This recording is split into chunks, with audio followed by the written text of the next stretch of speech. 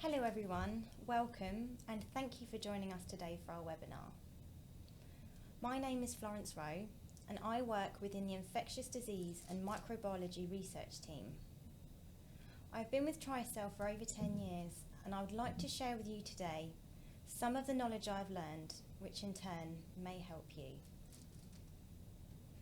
Our presentation today is Infectious Microorganisms in Ultrasound, safeguarding you, your patient, and how to achieve effective decontamination. As a team at TriCell, we are committed to advancing standards in global healthcare and are continuously researching the latest science, finding ways to improve infection prevention and control within healthcare. We want to contribute by raising awareness, advocating for stricter guidelines and testing, and we want to offer solutions that are validated, approved, and most importantly, recognised globally. Above all, our mission is to ensure that both patients and healthcare staff stay safe during and between medical procedures. Today, we will be covering the following points: microbial risks that you and your patients encounter in ultrasound, how to categorise devices and how to decontaminate them according to their risk, the microbe which questions the norm, human papillomavirus, and lastly, effective decontamination solutions. We also have with us today our guest speaker, Dr. Craig Myers, an expert in microbiology and immunology, obstetrics and gynecology. Ultrasound is an essential part of obstetric and gynecological care. However, it can expose you and your patient to high risks, as it is impossible to keep the recommended distance during the ultrasound scan. It is therefore essential to take all possible precautions when undertaking routine clinical activity. The global pandemic of coronavirus has heightened our awareness of viruses and the transference of infections to a common subject.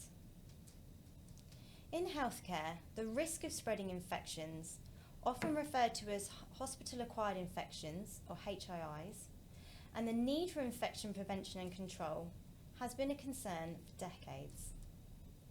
The challenge is that microorganisms are invisible, and yet many survive on surfaces for long periods of time. The infectious status of patients may not be disclosed to ultrasound operators at the time of scanning. It therefore poses a potential risk to both the operator and subsequent patients if the transducer and the surrounding environment has not undergone adequate disinfection.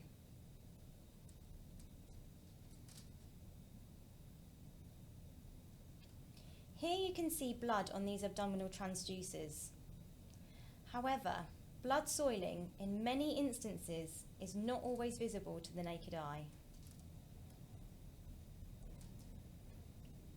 In 2015, Matthew Keys and others performed a study within Australian intensive care units and emergency departments, evaluating the blood and microbial contamination of ultrasound equipment and accompanying work surfaces. Both transducers and transducer cords had high levels of blood microbial contamination. Contamination was also observed on all of the other places tested. This includes the gel, the keyboard, and the work surfaces. On the surfaces tested, there was significant evidence of non-visible blood contamination. These results support other studies showing that more than 50% of surfaces with proven blood contamination were not visible. In addition to visible and non-visible blood, bacterial cultures identified a variety of species. These include Klebsiella, Staphylococcus, Pseudomonas, Enterobacter, and Acinetobacter. All of these species have the ability to cause disease. Endocavity transducers are covered during procedures, but this does not negate the requirement of disinfection, just as the use of sterile gloves by the surgeon does not negate the need for thorough hand washing. There may be incidental perforations or microabrasions of the cover before or during the procedure. It is also possible that leakage of blood or other secretions occurs past the rim of the cover, which subsequently can also contaminate the device. This photo shows gel and visible blood contamination despite the use of a cover. So in a study by Gallet and others in 2016, objects within the gynecology department were sampled and found to contain high and low risk human papillomavirus, also known as HPV, DNA. So this research proves that gynecological environment can become contaminated by HPV from healthcare workers' hands and gloves. So this study evaluated HPV DNA, but did not differentiate whether it was unprotected DNA or DNA still held within the virus capsid. If the virus is still held within its capsid, it may still be able to infect host cells and cause disease. A study by Mazzali and others in 2014 did evaluate unprotected DNA as well as HPV DNA held within its viral capsid. Endocavity probes assessed were covered with a sheath and then disinfected with alcohol-based wipes. Unprotected DNA in the sample was destroyed and removed with an enzyme. HPV DNA that was protected inside the viral capsid was not destroyed and was then detected after releasing it from its capsid. This study showed virus within its capsid was present on the endocavity probe. Remember, virus within its capsid has the potential to cause disease. We now introduce our guest speaker, Dr. Craig Myers, who specialises in HPV, to tell us a little more. Hello, I'm Dr. Craig Myers. I'm a distinguished professor of microbiology and immunology, obstetrics and gynecology at the Pennsylvania State College of Medicine. For over 30 years, my laboratory has been performing research on HPV, or human papillomavirus. We have studied extensively how this virus infects cells, replicates and matures, and how it causes cancer. We were the first laboratory to grow infectious HPV in culture, providing us with infectious stocks of the virus. We've developed tests to measure HPV stability and infectivity in tissue, and this has allowed us to also test the efficacy of disinfectants in inactivating human papillomavirus. HPV is a relatively small virus. In humans, HPV types can generally be broken into two groups. The first group is those that cause cancer, and the second group are those that just cause benign warts. Of those that cause cancer, they generally infect two regions of the body, the anal genital region and the oral cavity. The majority of infections by cancer-causing types is via sexual contact. But more and more, it is being appreciated that certain iatrogenic infections, iatrogenic meaning caused by medical examination or treatment, are important causes of infection. One way this can occur is through the use of a device called an endocervical ultrasound probe. After use in one patient, the device undergoes a disinfectant procedure before use in the next patient.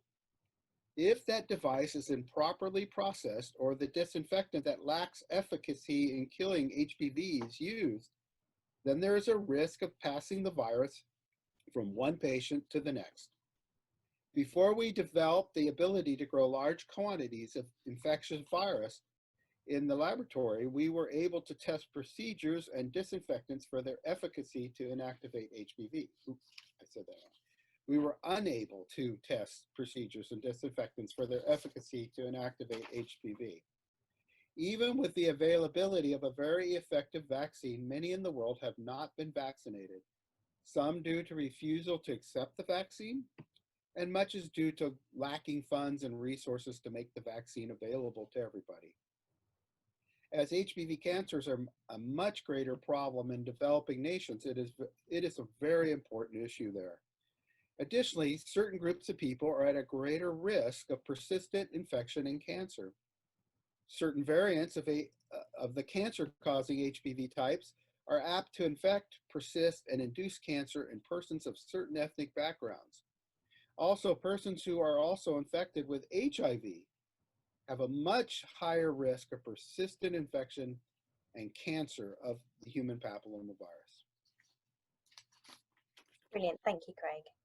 In the preceding slides, we have touched on evidence demonstrating a challenge does exist in some healthcare facilities. In many instances, the problem can be long-standing at an organisation, and the true scope of the problem is not known until there is an outbreak. The Joint Commission notes reasons for non-compliance as facilities continue to be scored for non-conformity. Some of the reasons noted include unclear delegation of responsibility, lack of accountability, lack of protocol, and the risk of transmitting microbial transmission perceived impossible. Contaminated transducers and ultrasound gel have been associated with infection outbreaks.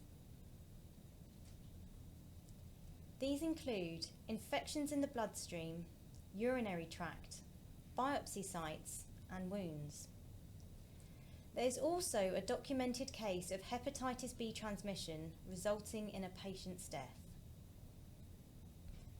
These infections were all attributable to a failure to follow evidence-based and reproducible infection prevention and control practices. We will now talk through how to categorise and decontaminate devices according to their risk.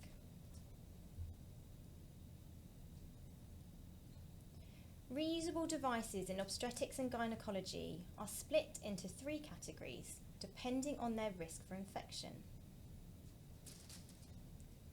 Non-critical devices can include patient care equipment and abdominal ultrasound probes. These touch intact skin and are deemed the lowest risk for causing infection. The next level of risk includes devices that contact mucous membranes, such as the genitourinary tract or non-intact skin. These non-sterile parts of the body can tolerate being exposed to low numbers of bacterial spores without developing an infection.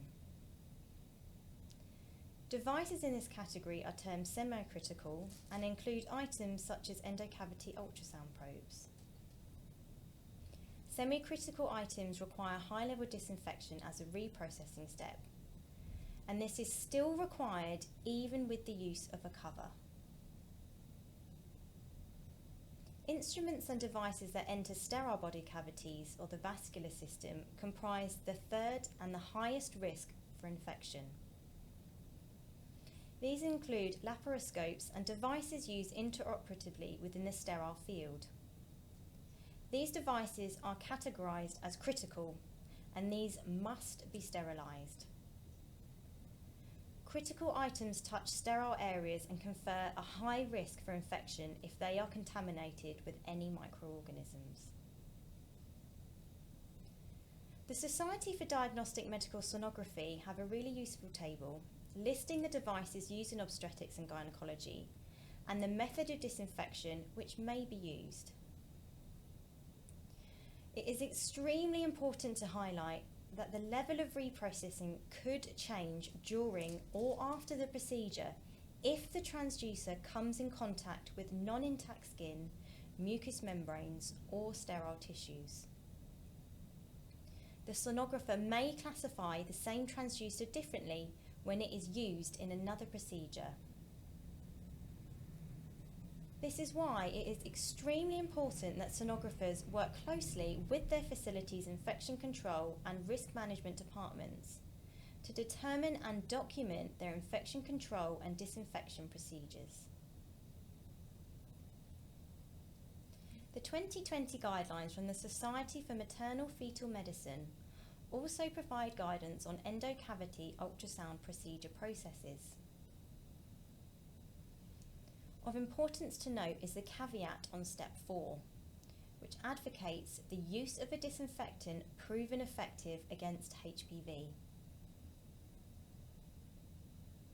To answer the question on why this is so important and how a disinfectant can prove its efficacy, we turn to our expert in the field, Dr. Craig Myers.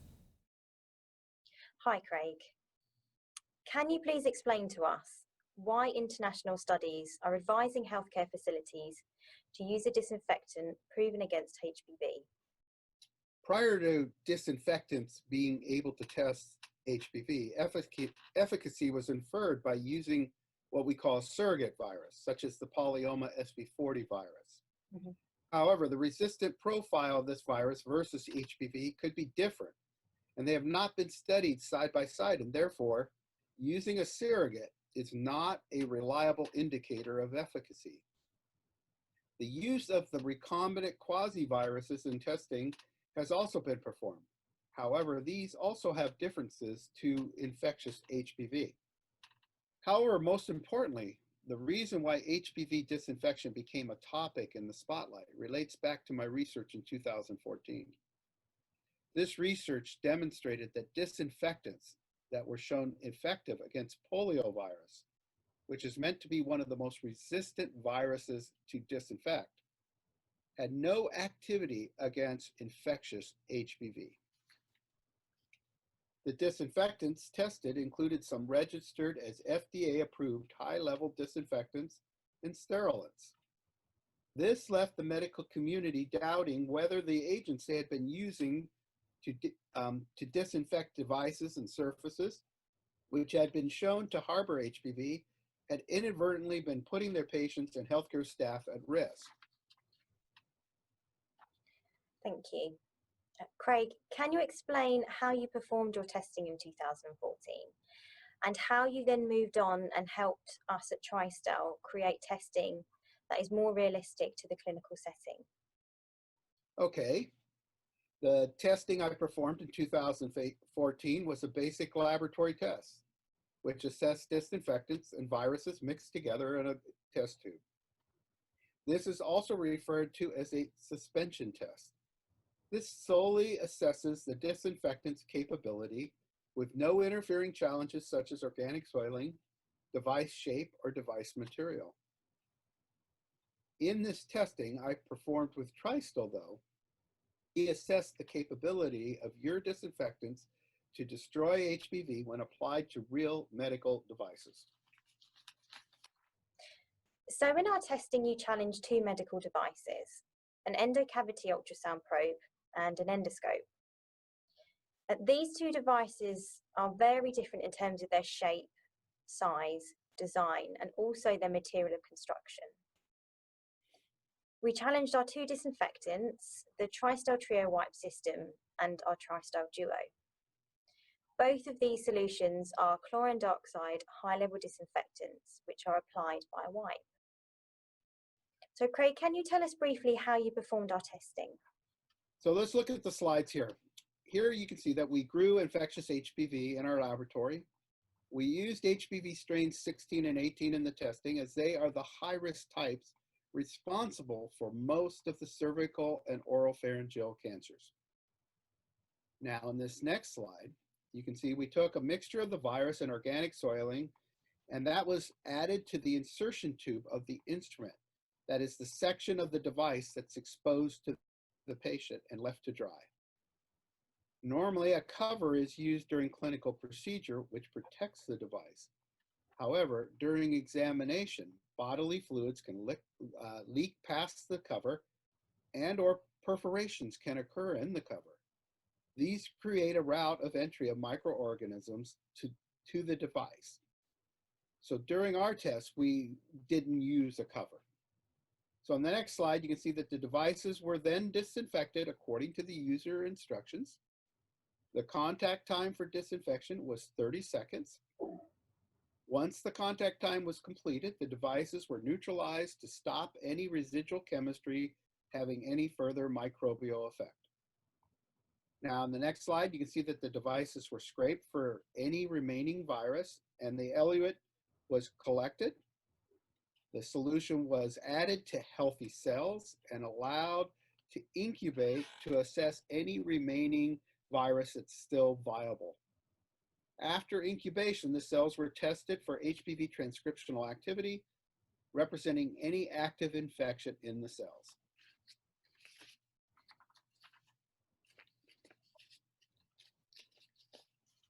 Okay, now this next slide shows you that the TriStol products achieved a greater than 99.99% reduction in viable HPV. This is the reduction required by European standards and regulatory agencies such as the FDA and the EPA. The differing log reductions seen are due to the different starting virus titers in each of the tests. Devices that were not disinfected showed zero reduction in human papillomavirus. This shows that the virus was not inactivated on its own, but rather as a result of the disinfection procedure. Thank you, Craig. So one of the benefits we see when we're using wiping systems is that they can be used anywhere, and they negate the need for electricity, water, and any maintenance. You mentioned earlier that developing countries have a high prevalence of HPV. So the use of automated systems with efficacy against the virus may not be possible in these areas. And this is where portable wiping systems like ours can be used. They can be used not only on the devices, but also on the cords, the ultrasound machine, and the surrounding environment. Now, these have also been shown in studies, as we touched on earlier, to have the virus DNA present. Yes, and this is very important. And it is not just restricted to developing countries. Many countries have rural areas with practitioners performing in clinics or in people's homes who need access to readily available disinfectants. This is one final point I wanted to touch upon. In my testing performed in 2014, I discovered that alcohol has no efficacy against human papillomavirus. In response to the coronavirus pandemic, many guidelines have been published advising alcohol as an effective disinfection for surfaces where coronavirus may be at risk. So this is very important. But while this is true, an alcohol still has no activity against HPV. So it should be remembered, if the area being treated also has a risk of HPV being present, then another disinfectant agent is more appropriate. Mm-hmm. Yes, and I do note that the Society for Maternal Fetal Medicine's 2020 guidance did highlight that there is inefficacy with HPV, with alcohol. So I think it's really important that we consider all of the other risks that are in the environment and not just coronavirus. So, Craig, I want to thank you very much for your time today. No, thank you. One last final piece of information I'd like to share with you is the following checklist from the Joint Commission Safety for leadership to follow to address disinfection and to help protect patients and staff from the transmission of disease and microorganisms. The checklist includes ensuring staff competency and training, access to the manufacturer's instructions for use on devices, and ensuring knowledge exists on evidence-based guidelines. Quality monitoring and control on high-level disinfection and sterilisation processes. And lastly, ensuring there is adequate resource in the form of space, equipment and supplies. This now concludes our session. The key points to take away from today. Coronavirus is not our only risk in the environment. Microbial contamination is not visible, but it is there. Evaluate your devices and environment for the level of disinfection required and make a plan. Disinfectants used in obstetrics and gynecology should be effective against HPV. The use of a sheath does not negate the need for high-level disinfection. There is close contact between endocavity ultrasound probes and the cervix or vaginal wall, which provides a potential pathway for HPV infection. Ensure staff are supported, trained, and guidelines are followed. For more information on our products mentioned here today, or if you have any questions, we would love to hear from you. Thank you for your time today. Goodbye.